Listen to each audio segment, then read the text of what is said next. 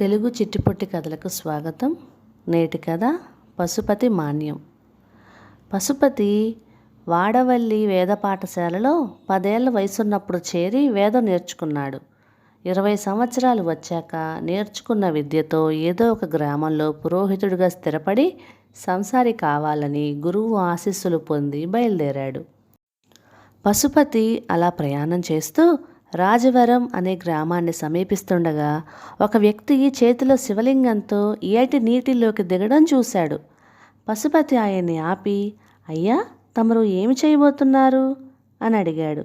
మా గ్రామ శివాలయం శిథిలమైపోవడంతో పునర్నిర్మించి పాత శివలింగం స్థానంలో కొత్తది ప్రతిష్ఠించాలని కాశీ నుంచి ఈ శివలింగాన్ని తీసుకువచ్చాను.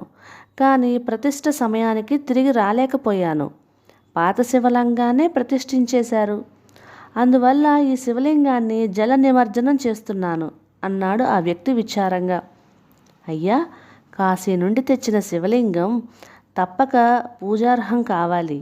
ఒక దేవాలయంలో ఎన్ని శివలింగాలైనా ఉండవచ్చు. ఇది వేద ప్రమాణమే. పాతదానితో పాటు దీన్ని కూడా ప్రతిష్ఠించండి. 2 శివలింగాల గుడి గల గ్రామంగా మీ ఊరు పేరు పొందాలన్నదే దైవ సంకల్పమై ఉంటుంది. మీ గ్రామస్తులకు నేను వచ్చి చెబుతాను. పదండి, ఊళ్ళోకి వెళ్దాం అన్నాడు పశుపతి. పశుపతి వేద ప్రమాణంగా చెప్పిన మాటలు అందరికీ నచ్చాయి. 2 శివలింగాల ప్రతిష్ఠ జరిగి నూతన దేవాలయం అందరినీ ఆకర్షించసాగింది. ప్రతిష్ఠ సమయంలో పశుపతి వేదమంత్రాలు వల్లించిన తీరు అందరినీ ఎంతగానో ఆకట్టుకుంది. అతన్ని తమ గ్రామంలోనే ఉండిపోమ్మని కోరారు. కాశీ నుంచి శివలింగాన్ని తెచ్చిన పెద్ద మనిషి పేరు పట్టయ్య, పెద్ద భూస్వామి. తాను తెచ్చిన శివలింగానికి గుర్తింపు తెచ్చిన పశుపతి తమ గ్రామంలోనే ఉండాలన్న కోరికతో 1 ఎకరం పొలాన్ని అతనికి దానంగా ఇచ్చాడు. నా అన్నవాళ్ళు లేని పశుపతి రాజవరం గ్రామంలోనే స్థిరపడాలని నిశ్చయించుకున్నాడు. శివలింగ ప్రతిష్ఠ జరిగిన 5 రోజుల పాటు ఉత్సవాలు జరిగాయి. ఆ సమయంలో శివాలయ పూజారి కుమార్తె దుర్గా శివలీలల కథాగానం చేసి భక్తులను ఎంతగానో అలరించింది. ఆఖరి రోజున ఆమె నందీశ్వరుడి కథ చెప్పింది. దాన్ని విని కథ విన్న వారికి పాడియావు, చెప్పిన వారికి చూడియావు ఇవ్వాలని అంటారు. చక్కని కథలు చెప్పిన పూజారి గారి అమ్మాయికి నేను చూడావును బహుకరిస్తున్నాను అంటూ బసవయ్య అనే పెద్ద మనిషి ఆమెకు 1 చూడి ఆవును కానుకగా ఇచ్చాడు. బహుమతిగా ఇచ్చిన ఆవు మరికొద్దిసేపట్లోనే కవల దూడలను ఈనింది. నందీశ్వరుడే కోడెదూడల రూపంలో అవతరించి 2 శివలింగాలకు నమస్కరించదలిచాడని జనం భక్తితో పరవశించిపోయారు. నందీశ్వర ప్రతిరూపాలైన ఆ దూడలను శివార్పితంగా అచ్చోసిన ఆంబోతులుగా వదిలివేయాలని చాలామంది అభిప్రాయపడ్డారు. ఆ మాటలు విన్న గంగిరెద్దులవాడు ఊరి పెద్దలకు నమస్కరించి, అయ్యా, శివుడు నాట్యప్రియుడు. మా గంగిరెద్దుల ఆటకు ప్రసన్నుడయ్యాడేమో. మాకు దూడను ఇప్పించండి. దానికి ఆట పాట నేర్పి ఏటా శివరాత్రి ఉత్సవాలకు తీసుకువస్తాం అన్నారు. అక్కడే ఉన్న పశుపతి, అది 4 ఏళ్ల తర్వాత మాట. అప్పటికి గాని దూడలు పెద్దవి కావు. పైగా అవి పూజారి గారివి. ఆయన అభిప్రాయాన్ని మన్నించాలి కదా అనడంతో అందరూ అవునన్నట్టు అంతటితో ఊరుకున్నారు. ఆ మరుసటి సాయంకాలం ఏటిగట్టున కూర్చొని ఉన్న పశుపతికి మరో ఊరికి తిరిగి వెళ్ళిపోతున్న గంగిరెద్దుల వాళ్ళు కనిపించారు.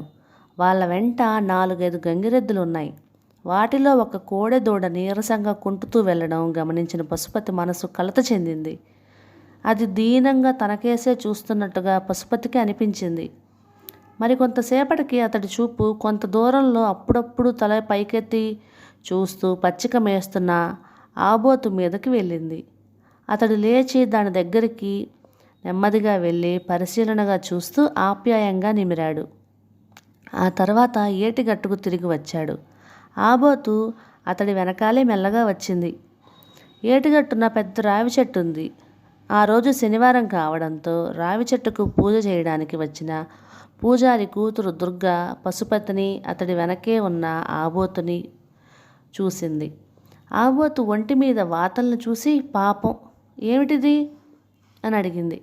ఏముంది, అంతా మనం చేసే పనులే అంటూ నిట్టూర్చిన పశుపతి కొంతసేపు మౌనం వహించి ఆ తర్వాత, దేవలోకానికి కామధేనువు లాంటిది, భూలోకానికి పశు సంపద, పాడి పంటలకు అది మూలాధారం. మన పూర్వీకులు వాటిని దైవాలుగా భావించి పూజలు చేసేవారు. కొందరైతే దేవుడికి గోవుల రూపంలో మొక్కులు కూడా చెల్లించేవారు. అలా వచ్చిందే అచ్చోసి ఆంబోతులను వదిలే మన సంప్రదాయం. అచ్చోసి వదిలే కోడెదూడను అందరూ నందీశ్వరుడుగా భావించేవారు. ఇంటి గుమ్మంలోకి వస్తే చేటలో బియ్యం పోసి పెట్టేవారు. అది పంట చేలల్లో పడి మేసినా కొట్టరు. కానీ ఈ ఆబోతును ఎవరో చితక్కొట్టారు. అదేవిధంగా గంగిరెద్దుల వారికిచ్చే కోడెదూడలను కూడా వాళ్ళు ఆటలు నేర్పడానికి వాటిని నానా హింసలు పెడతారు, కొడతారు, దారికి వచ్చేంతవరకు తిండి పెట్టకుండా మాడుస్తారు. ఈ విషయాలను తలుచుకుంటే బాధగా ఉంది అన్నాడు. అవును, వేద పండితులు కదా, తమ మాటకు తిరిగేముంటుంది. అయినా ఇలాంటి దుస్థితి నుండి వాటిని కాపాడటానికి కూడా తమరి ఏదో ఒకటి ఆలోచించాలి మరి అంటూ అక్కడి నుండి బయలుదేరింది దుర్గ. ఆలోచనలో పడ్డ పశుపతి తెల్లారేసరికి ఒక నిర్ణయానికి వచ్చి గ్రామ పెద్దను కలుసుకొని, పట్టయ్య నాకు దానంగా ఇచ్చిన పొలాన్ని పశుపోషణకు వినియోగించాలనుకుంటున్నాను. గ్రామంలో తిరిగే ఆబోతుల అవసరాలు చూసుకుంటూ గోశాలను ఏర్పాటు చేసి పశువులను శ్రద్ధగా మేపే రైతులకు ఆ పొలాన్ని కౌలుకు ఇస్తూ అందులో వచ్చే ఆదాయాన్ని పశుపోషణకి వినియోగించేలా తమరు ఏర్పాటు చేయాలి అని వేడుకున్నాడు. మరి నీ జీవనోపాధికి ఏం చేస్తావు అని అడిగాడు గ్రామ పెద్ద. ఆ పొలం నేను ఆశించి రాలేదు. భగవత్కృప వల్ల వచ్చిన ఆ పొలాన్ని నందీశ్వరుడి సేవకే వినియోగిస్తున్నాను. నేను నేర్చుకున్న వేద విద్య ద్వారా ఆ పరమేశ్వరుడే నాకు ఏదో ఒక మార్గం చూపకపోడు.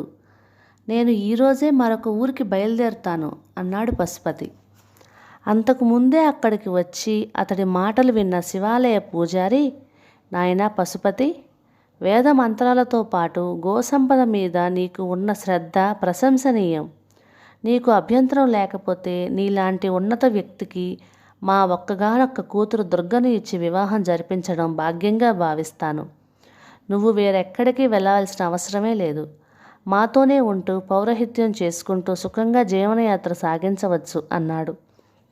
మీ కుమార్తెకు సమ్మతమైతే సరస్వతీ కటాక్షం గల ఆమెను వివాహం ఆడడం నాకు సంతోషమే అన్నాడు పశుపతి చిన్నగా నవ్వుతూ. మరుసటి ముహూర్తంలోనే ఊరు పెద్దల సమక్షంలో దుర్గా పశుపతుల వివాహం నిరాడంబరంగా జరిగింది. నూతన వధూవరులు బసవయ్య కానుకగా ఇచ్చినటువంటి ఆవు దూడల పోషణను తామే స్వయంగా చూసుకోవాలనుకున్నారు. పశుపతి నిర్ణయాన్ని గ్రామ ప్రజలందరూ మెచ్చుకున్నారు. పశుపోషణకి అతడు ఇచ్చిన పొలానికి కాలక్రమంలో పశుపతి మాన్యం అనే పేరు వచ్చింది. కథ సమాప్తం.